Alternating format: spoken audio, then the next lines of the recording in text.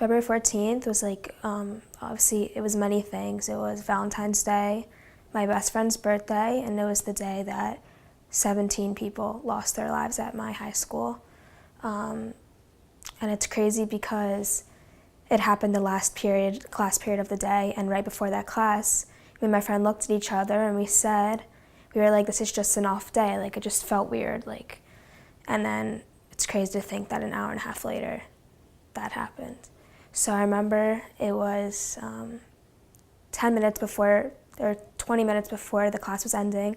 I went to the restroom, and as I'm walking to the bathroom on the second floor, the fire alarm goes off. And I didn't really understand what was going on until after, because we had a fire alarm drill 3 hours before that day, and all of a sudden I see people kind of rushing out of their class. So I go into my classroom, grab my bag, and I go outside with everyone, and I lose all my friends. Before I knew it, I was just kind of walking alone.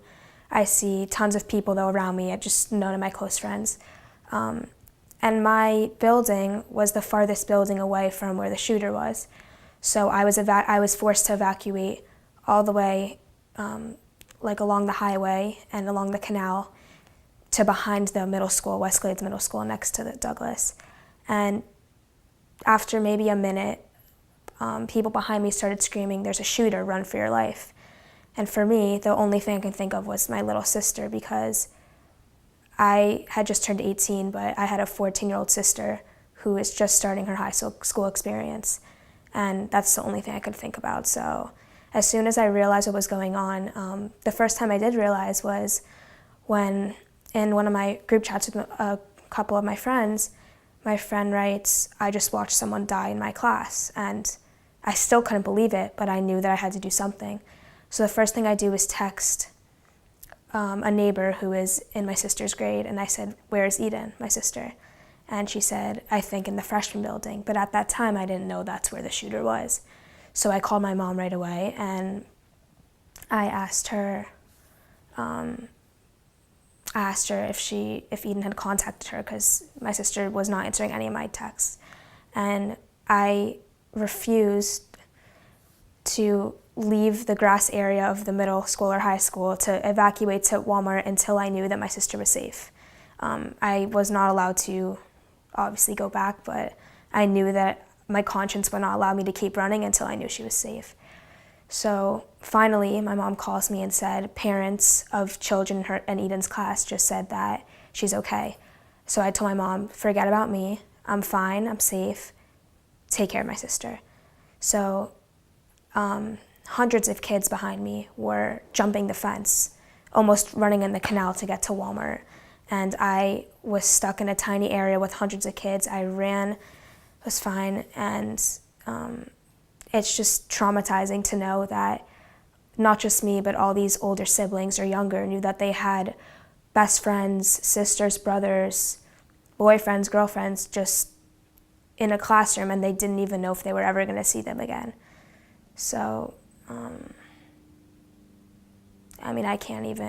I was there and I wasn't even in the rooms, and I still am traumatized to even walk into my house alone at night. This has happened so many times, so there's no true words that can convince every person on this planet to understand, but I guess the only thing is, even though this might not make you capture the full story, but imagine what so many have been through, losing the most important person in your life or a sibling. Just imagine having to live with that and how it must feel to be a parent and to know that you're never going to see your child again just because our government can't ban assault rifles, which shouldn't even be something that an 18-year-old, let alone anyone, should be able to buy. If we're not allowed to drink alcohol, we're not allowed to get a lottery ticket at 18, but you can buy a rifle is unreal to me. So I guess for everyone to know that we need to make something change, or else this is going to keep happening, which it has been for years. Honestly, it made me kind of appreciate my life and the people around it, but it changed me forever. It's going to be something that every day I'm going to wake up and think about my classmates, my close friends from middle school that aren't allowed to have the experiences that I guess I have now. So part of me feels guilty, part of me feels thankful, part of me feels like it's still unreal that I'm gonna have to keep living, and I know that my neighbors, that people in my community don't have a life anymore because of one kid, because of a gun. I mean, I'm always gonna have to live with that.